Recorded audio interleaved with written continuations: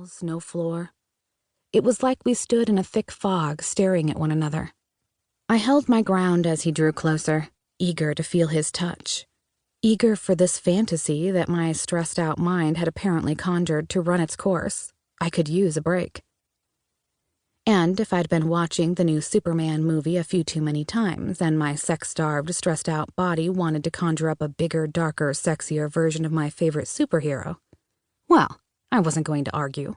This larger-than-life man was in my dream, and I was going to enjoy every minute of it. As he approached, I had to tilt my head back, and I realized he was at least 6'6", maybe taller, and built like a linebacker. His hair was so dark it was nearly black, his eyes a deep, seductive brown, as dark as my favorite coffee, but with startling golden flecks around the pupil. His skin was olive, toned and flawless, a true Greek Adonis. He had just enough stubble on his face that I knew he'd leave whisker burn across my breasts if he kissed me there.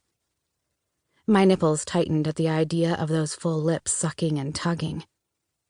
He wore black boots, black pants, and a black shirt that could have been from anywhere or nowhere. Nondescript, but I didn't care about the details. I didn't care where he came from, because wherever he came from, he was in my dream now. Mine. Slowly, he lifted his hand to my hair, running the blonde strands through his fingers as if hypnotized. I anticipated a rough touch, his size too great for anything this hesitant, but I was wrong. He was beyond gentle. He was tender, and so was his voice. "Lindsey, you can't be real." I couldn't contain my smile. Not real? Check. None of this was real. It couldn't be. But I could feel the heat of his palm on my scalp, and it almost tingled. "What's your name?" I asked.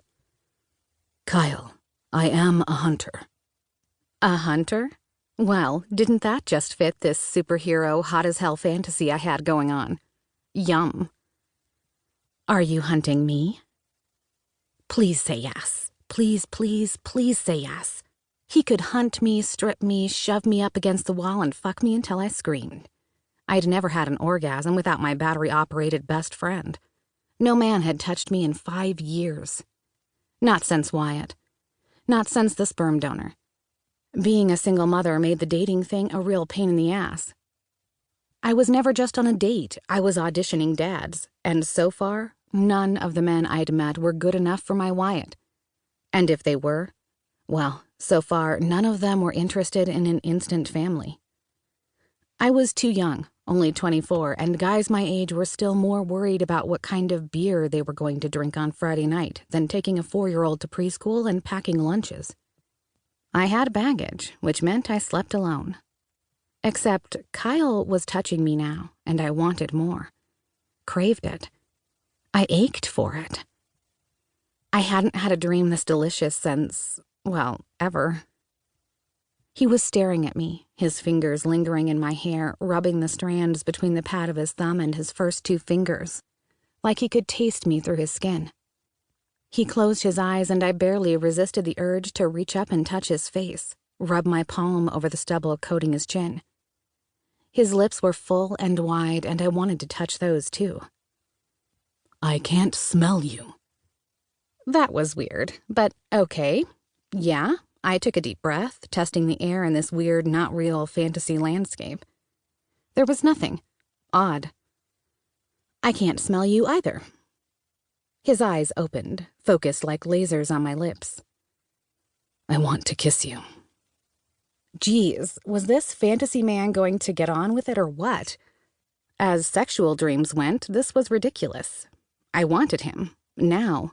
I didn't want to talk. He didn't need to tell me what he wanted. He could just take. Oh, please take anything he wanted. If he didn't get on with ravishing my body, I was going to wake up before we got to the good part. I wanted naked, filled to bursting with an oversized cock, my body rippling in pleasure as he pumped into me harder and faster than any other man ever had. My pussy clenched and my breath hitched. Screw this. This was my dream. I'd never been this hot for a man in real life. Never. Not once. I wasn't going to waste it.